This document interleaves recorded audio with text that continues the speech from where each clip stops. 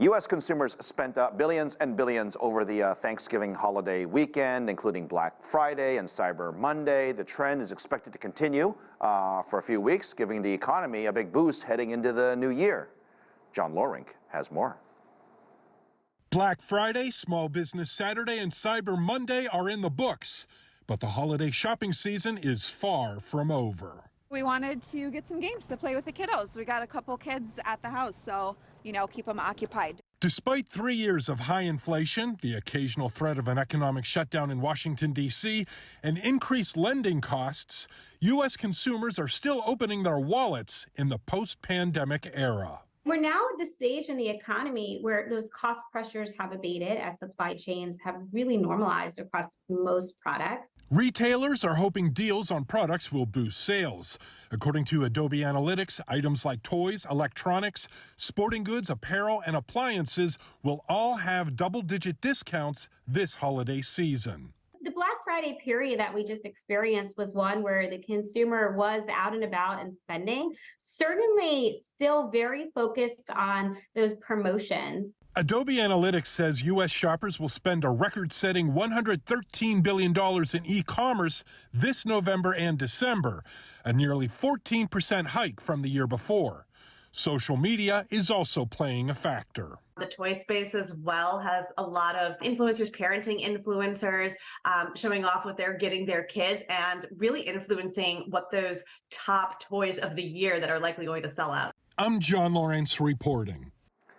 Black Friday, Cyber Monday, different days, big shopping days of the year, but what about Giving Tuesday? It's a global movement to inspire generosity around the world. Here's Mark New to explain.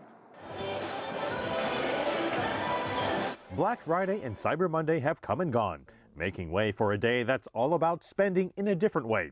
Giving Tuesday challenges people to donate to a worthy charitable cause. At this one Kenyatta Community College food distribution center, 260 families are supplied with groceries every Tuesday. It's only been open an hour so far, and food stocks are running low. We've actually seen the cost of living increase, which is making it more and more difficult for families to make ends meet. Families are losing their jobs, families are having family events, and it's just getting more and more difficult because food is increasing, gas is increasing, childcare is increasing, rent is increasing. Kenyatta College's Spark Point is teaming up with Second Harvest to offset food costs so families can just focus on paying other budgetary expenses. Leva says the donations made on Giving Tuesday are crucial for the food market's survival. We're very familiar with groups that are seeking more funding so that they can provide money to programs like ours so we can expand our services. And so by providing funding for programs during Giving Tuesday, it helps support us, it helps support our students, families of our students. So the community fridge is all filled up. 2 years ago, we met Chloe Thompson, who on Giving Tuesday was busy stocking a community fridge and sewing and filling care bags for the needy. It's all part of her charity, Chloe Cares, which has now gone on to install water pumps and bathroom facilities in Ghana and more. Right now we're raising funds to install a community center out there, which has always been one of my biggest dreams, is to have a community center, and that's been our biggest thing. It's trying to involve the arts with the different youth out there. Now just 16 years old, Chloe says Giving Tuesday goes beyond just financial donations. She's also founded Giving Tuesday Spark, a network of more than 1 million young people around the world, all figuring out ways to donate their time on Giving Tuesday. Giving Tuesday has helped us a lot, especially when it comes to raising funds, when it comes to just spreading the word in general, because it's just such a global movement. You're able to reach so many more people throughout it, and especially on that specific day where it's just a day for giving. I feel as if youth are the next generation of just change makers. So getting them involved on Giving Tuesday and finding an outlet for them to be involved is really important as well. So I hope that this year does everyone so good on Giving Tuesday, and I'm super excited for it. Mark New, CGTN, San Francisco. For more on helping us give is Susan McPherson, the founder and CEO of McPherson Strategies. Good to see you and welcome to the show.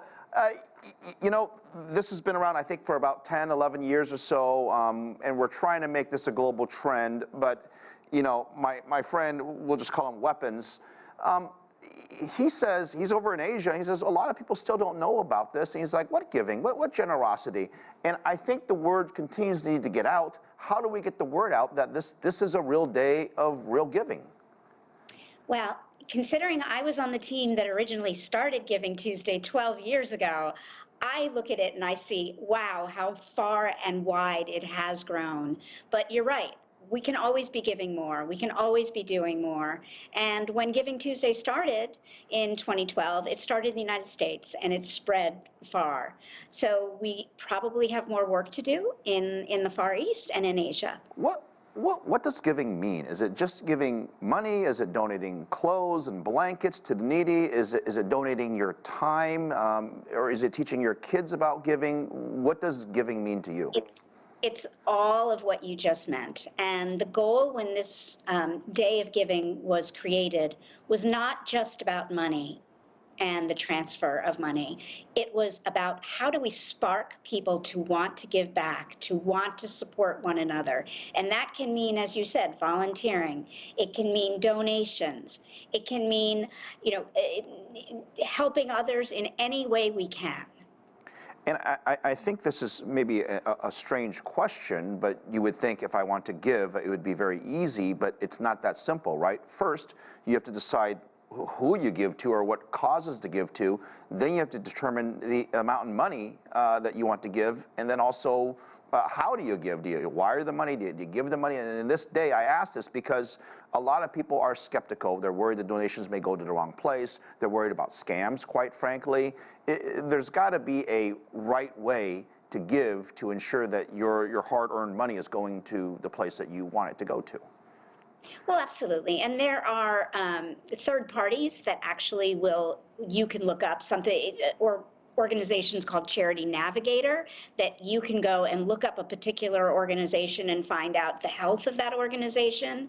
And the platforms we live on every single day, whether it's Instagram, Facebook, LinkedIn, has easy ways to donate, which are reliable and foolproof and I dare I say fraudless, but those are safe ways to donate. Right. I remember, different companies that I had worked with in the past that sometimes the company would often match the donations that you're giving, or they would pre-screen a lot of these charities and foundations that were doing good work and say, hey, if you're interested in supporting this cause, co-donate with us, meaning the company. So it was nice to see these larger companies doing the due diligence so that you didn't have to worry about it. I imagine you're also reaching out to large companies to help them get the word out to their employees or customers, right?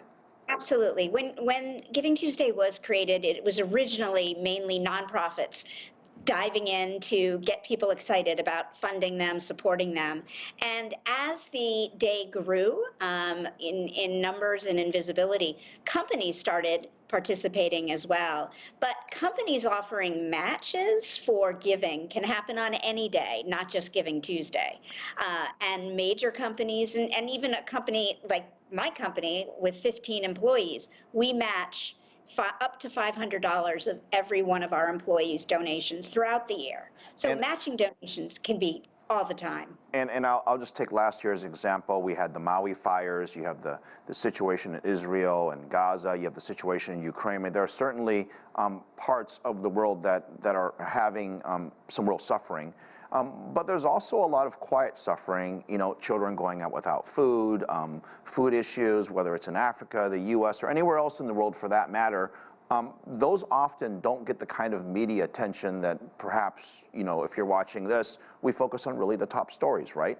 And so if you want to give and you want to help, where do you start? Do you start locally? Locally, with your peers, with your family, with your friends, with your faith-based organizations that you participate in your schools. I honestly think if you ask anyone on the street, who do you donate to? Somebody will tell you their favorite cause.